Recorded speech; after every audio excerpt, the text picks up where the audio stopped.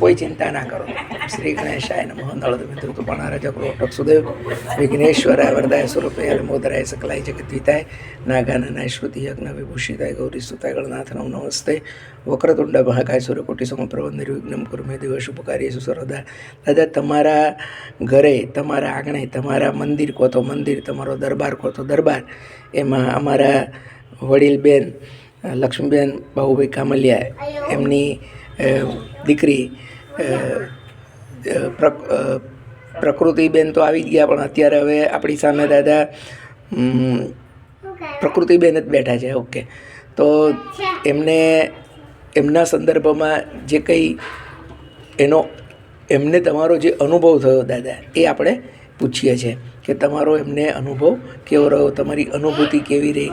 કારણ કે અત્યાર સુધીમાં દાદા તમારી પાસે હું બેઠો છું છેલ્લા 1.5 વર્ષથી, ને અસંખ્ય લોકો આવ્યા ને અસંખ્ય લોકોને તમે આશીર્વાદ આપ્યા, પણ અમનું આખું જે વ્યક્તિત્વ છે એ બધાથી અલગ મને દેખાયું. એટલા માટે મને ખાસ એમનો સ્પેશિયલ વિડીયો, એમનો અનુભવ કહેવા માટેનું મન થયું.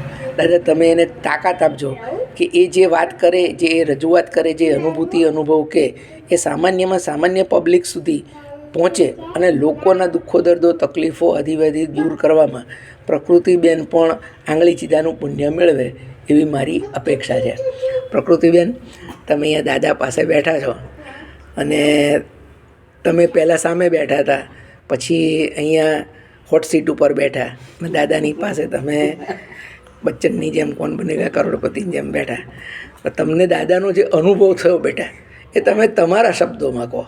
દાદાનું તો પેલું સાક્ષાત હાજરા